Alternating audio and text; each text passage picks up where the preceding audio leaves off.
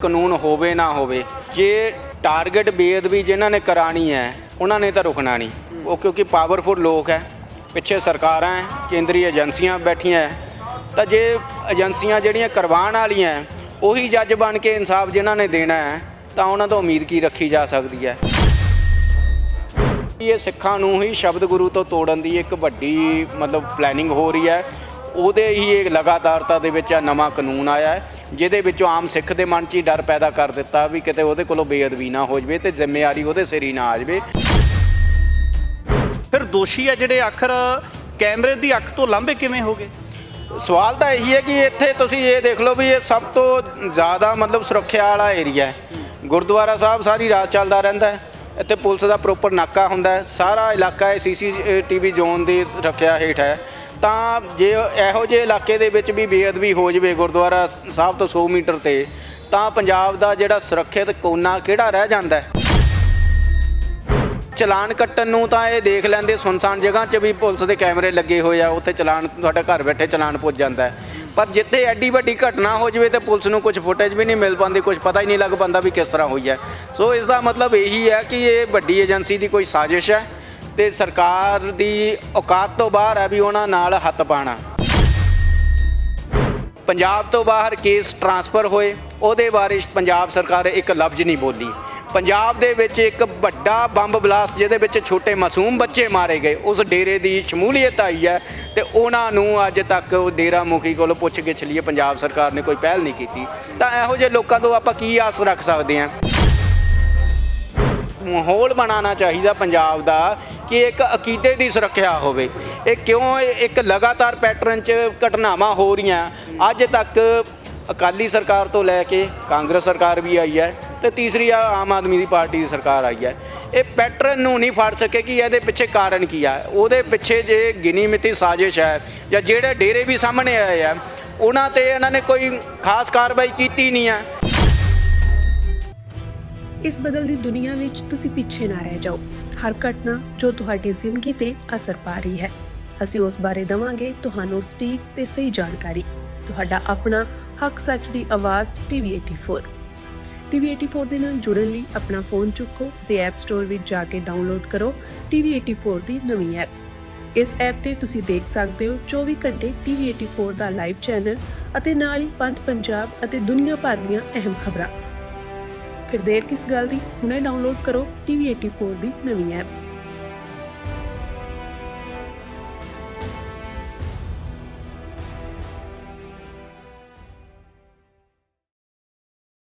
ਬੇਅਦਬੀ ਕਾਨੂੰਨ ਬਣਨ ਤੋਂ ਬਾਅਦ ਵੀ ਜਿਹੜਾ ਲਗਾਤਾਰ ਬੇਅਦਬੀਆਂ ਦਾ ਦੌਰ ਹੈ ਜਿਹੜਾ ਉਹ ਜਾਰੀ ਹੈ। ਤਾਂ ਗੁਰਦੁਆਰਾ ਸਿੰਘ ਸ਼ਹੀਦਾਂ ਜੋ ਕਿ ਪੁਆਧ ਖੇਤਰ ਦਾ ਸਭ ਤੋਂ ਇਤਿਹਾਸਕ ਸਥਾਨ ਹੈ, ਬਾਬਾ ਹਨੂਮਾਨ ਸਿੰਘ ਜੋ ਸ੍ਰੀ ਅਕਾਲ ਤਖਤ ਸਾਹਿਬ ਦੇ ਜਥੇਦਾਰ ਰਹੇ ਨੇ, ਉਹਨਾਂ ਦੇ ਨਾਲ ਇਹ ਇਤਿਹਾਸਕ ਸਥਾਨ ਜੁੜਦਾ ਹੈ। ਤਾਂ ਬਿਲਕੁਲ 100 ਮੀਟਰ ਦੀ ਦੂਰੀ ਤੇ ਗੁੜਕਾ ਸਾਹਿਬ ਦੀ ਬੇਅਦਬੀ ਕੀਤੀ ਗਈ ਸੀ।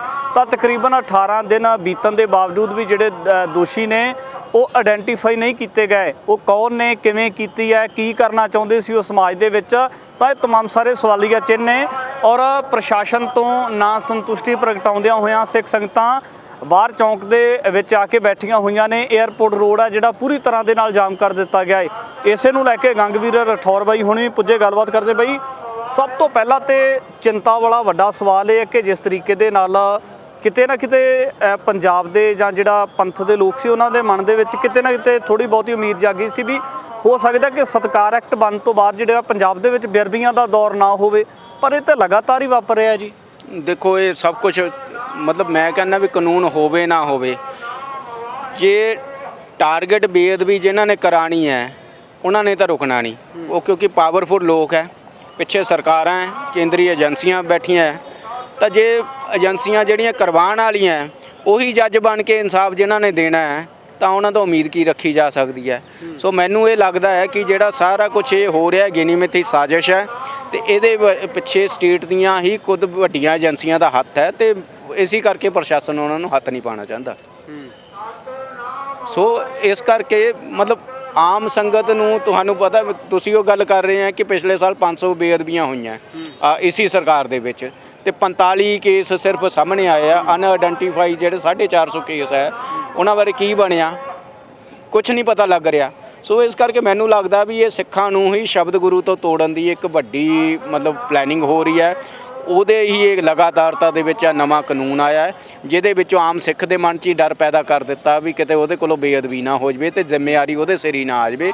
ਮੈਨੂੰ ਲੱਗਦਾ ਵੀ ਇਹ ਇਸ ਤਰ੍ਹਾਂ ਵੀ ਹੈ ਕਿ ਕਿਤੇ ਕੱਲ੍ਹ ਨੂੰ ਸਿੱਖਾਂ ਨੂੰ ਹੀ ਸ਼ਬਦ ਗੁਰੂ ਤੋਂ ਤੋੜ ਕੇ ਮੂਰਤੀਆਂ ਵੱਲ ਨੂੰ ਲੈ ਕੇ ਜਾਣ ਦਾ ਕੋਈ ਰਾਹ ਖੜਾ ਕੀਤਾ ਜਾ ਰਿਹਾ। ਜਿਸ ਜਗ੍ਹਾ ਤੇ ਦੁਖਦਾਇਕ ਘਟਨਾਕ੍ਰਮ ਵਾਪਰਿਆ ਇਹ ਹੋਮਲੈਂਡ ਦੀ ਬਿਲਕੁਲ ਆਪੋਜੀਟ ਹੈ। ਇੱਥੇ ਤੇ ਫਿਰ ਬਹੁਤ ਸਾਰੀ ਸਿਕਿਉਰਿਟੀ ਹੈ, ਕੈਮਰੇ ਲੱਗੇ ਹੋਏ ਆ, ਫਿਰ ਦੋਸ਼ੀ ਆ ਜਿਹੜੇ ਆਖਰ ਕੈਮਰੇ ਦੀ ਅੱਖ ਤੋਂ ਲਾਂਭੇ ਕਿਵੇਂ ਹੋ ਗਏ? ਸਵਾਲ ਤਾਂ ਇਹੀ ਹੈ ਕਿ ਇੱਥੇ ਤੁਸੀਂ ਇਹ ਦੇਖ ਲਓ ਵੀ ਇਹ ਸਭ ਤੋਂ ਜ਼ਿਆਦਾ ਮਤਲਬ ਸੁਰੱਖਿਆ ਵਾਲਾ ਏਰੀਆ ਹੈ।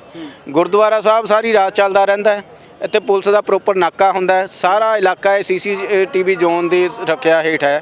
ਤਾਂ ਜੇ ਇਹੋ ਜਿਹੇ ਇਲਾਕੇ ਦੇ ਵਿੱਚ ਵੀ ਬੇਅਦਬੀ ਹੋ ਜਾਵੇ ਗੁਰਦੁਆਰਾ ਸਾਹਿਬ ਤੋਂ 100 ਮੀਟਰ 'ਤੇ, ਤਾਂ ਪੰਜਾਬ ਦਾ ਜਿਹੜਾ ਸੁਰੱਖਿਅਤ ਕੋਨਾ ਕਿਹੜਾ ਰਹਿ ਜਾਂਦਾ ਹੈ। ਦੂਸਰੀ ਗੱਲ ਇਹ ਹੈ ਵੀ ਚਲਾਨ ਕੱਟਣ ਨੂੰ ਤਾਂ ਇਹ ਦੇਖ ਲੈਂਦੇ ਸੁਨਸਾਨ ਜਗ੍ਹਾ 'ਚ ਵੀ ਪੁਲਿਸ ਦੇ ਕੈਮਰੇ ਲੱਗੇ ਹੋਏ ਆ, ਉੱਥੇ ਚਲਾਨ ਤੁਹਾਡਾ ਘਰ ਬੈਠੇ ਚਲਾਨ ਪੁੱਜ ਜਾਂਦਾ ਹੈ। ਪਰ ਜਿੱਥੇ ਐਡੀ ਵੱਡੀ ਘਟਨਾ ਹੋ ਜਾਵੇ ਤੇ ਪੁਲਿਸ ਨੂੰ ਕੁਝ ਫੁਟੇਜ ਵੀ ਨਹੀਂ ਮਿਲ ਪਾਉਂਦੀ, ਕੁਝ ਪਤਾ ਹੀ ਨਹੀਂ ਲੱਗ ਪਾਉਂਦਾ ਵੀ ਕਿਸ ਤਰ੍ਹਾਂ ਹੋਈ ਹੈ। ਸੋ ਇਸ ਦਾ ਮਤਲਬ ਇਹੀ ਹੈ ਕਿ ਇਹ ਵੱਡੀ ਏਜੰਸੀ ਦੀ ਕੋਈ ਸਾਜ਼ਿਸ਼ ਹੈ ਤੇ ਸਰਕਾਰ ਦੀ ਔਕਾਤ ਤੋਂ ਬਾਹਰ ਹੈ ਵੀ ਉਹਨਾਂ ਨਾਲ ਹੱਥ ਪਾਉਣਾ। ਸੋ ਇਹ ਮਤਲਬ ਮੁੱਢਲੀ ਤਫਤੀਸ਼ 'ਚੋਂ ਤਾਂ ਇਹੀ ਦਿਖ ਰਿਹਾ।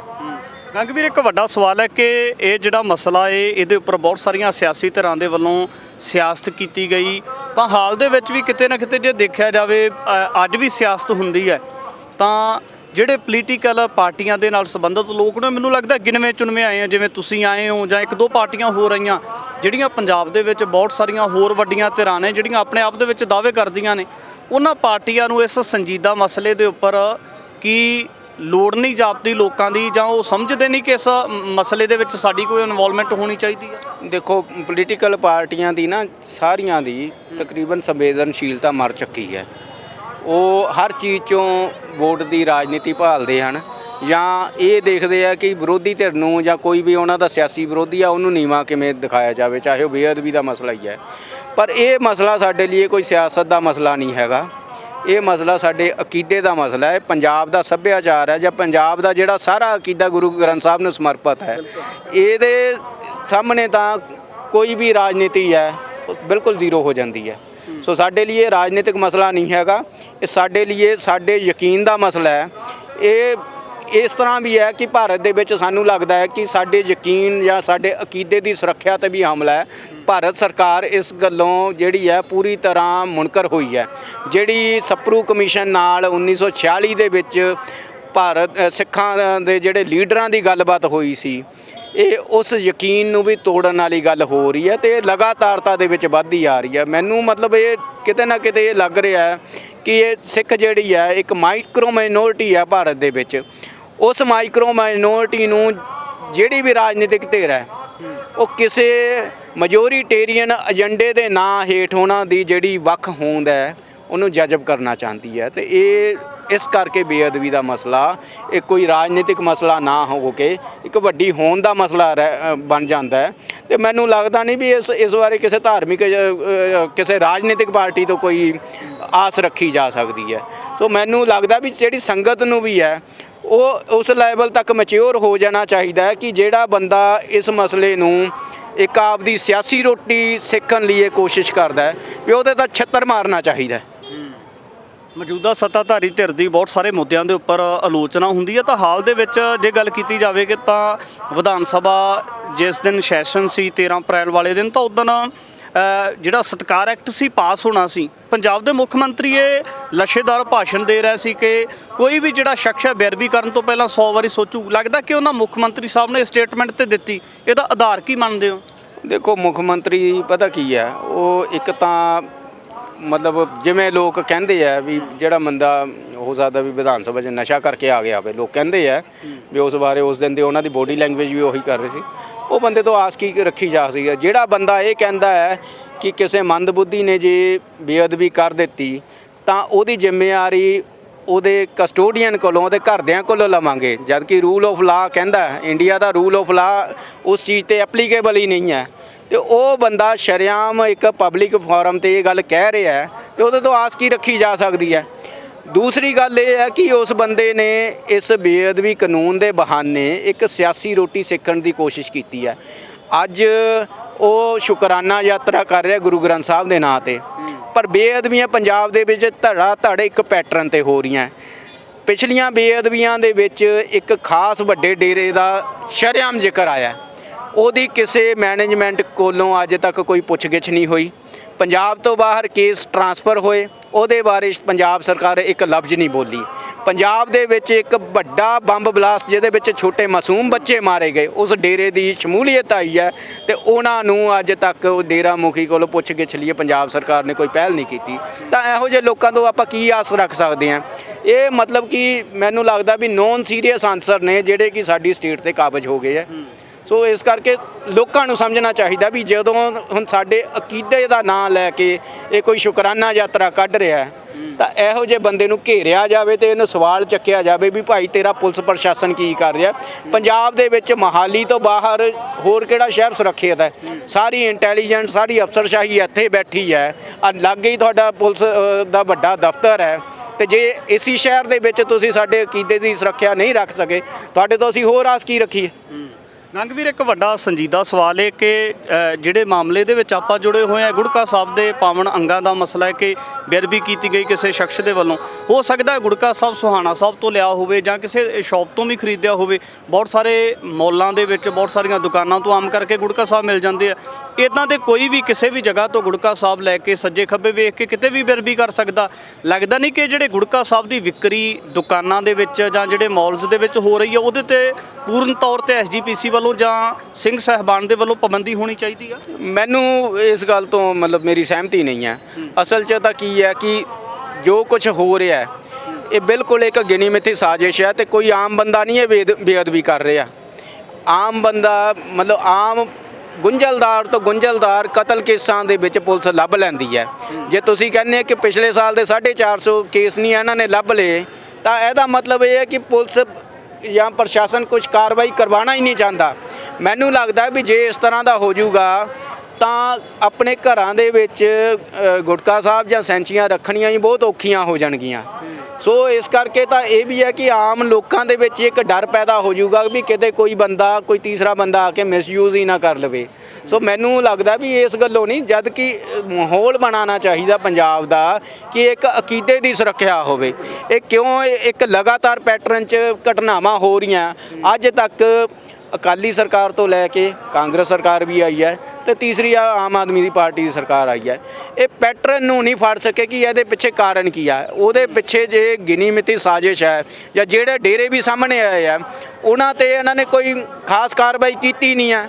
ਅੱਜ ਤੱਕ ਜਿਹੜਾ ਉੱਥੇ ਬਹਿਬਲ ਕਲਾਂ ਜਾਂ ਬਰਗਾੜੀ ਕੇਸ ਹੋਇਆ ਜਾਂ ਬੁਰਜ ਜਵਾਰ ਕਾ ਘਟਨਾ ਹੋਈਆਂ, ਉਹਨਾਂ ਦੇ ਤਾਂ ਟਰਾਇਲ ਨਹੀਂ ਸ਼ੁਰੂ ਹੋਏ ਤੇ 12 ਸਾਲ ਬੀਤ ਗਏ ਆ।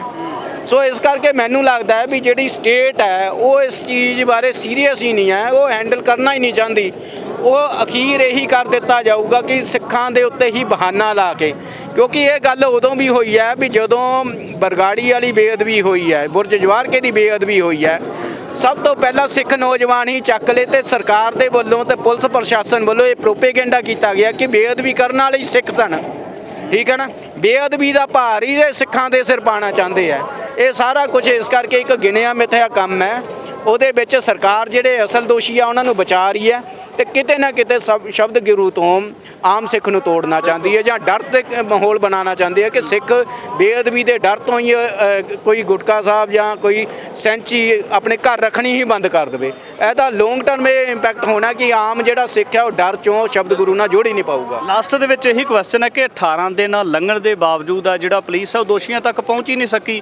ਇਹ ਨਾ ਹੋਵੇ ਕਿ ਜਿੰਨਾ ਸੰਗਤ ਦਾ ਪ੍ਰੈਸ਼ਰ ਹੈ ਇਸ ਤੋਂ ਬਾਅਦ ਕਿਸੇ ਨਸ਼ੇੜੀ ਕਿਸਮ ਦੇ ਕਿਸੇ ਚੋਰ ਉਚੱਕੇ ਨੂੰ ਫੜ ਕੇ ਪੁਲਿਸ ਆ ਜਿਹੜਾ ਇਸ ਕੇਸ ਦੇ ਵਿੱਚ ਨਾਮਜ਼ਦ ਕਰ ਦੇ। ਉਹ ਕਰਦੀਆਂ ਪੁਲਿਸ। ਇਹ ਹੋ ਸਕਦਾ ਵੀ ਕੱਲ੍ਹ ਨੂੰ ਜਿੱਦਾਂ ਕਿ ਨਾ ਅੱਜ ਕੱਲ੍ਹ ਇਹ ਵੀ ਹੋ ਗਿਆ ਕਿ ਪੁਲਿਸ ਕਿਸੇ ਬੰਦੇ ਨੂੰ ਚੱਕ ਲਊਗੀ, ਕਸਟਡੀ 'ਚ ਲਊਗੀ, ਉਹਦੇ ਬੇਅਦਬੀ ਦਾ ਪਾ ਦੂਗੀ, ਜੇ ਇਸ ਬੰਦੇ ਨੇ ਕੀਤੀ ਹੈ ਤੇ ਚੱਕ ਕੇ ਉਹਦਾ ਕਤਲ ਕਰ ਦੂਗੀ।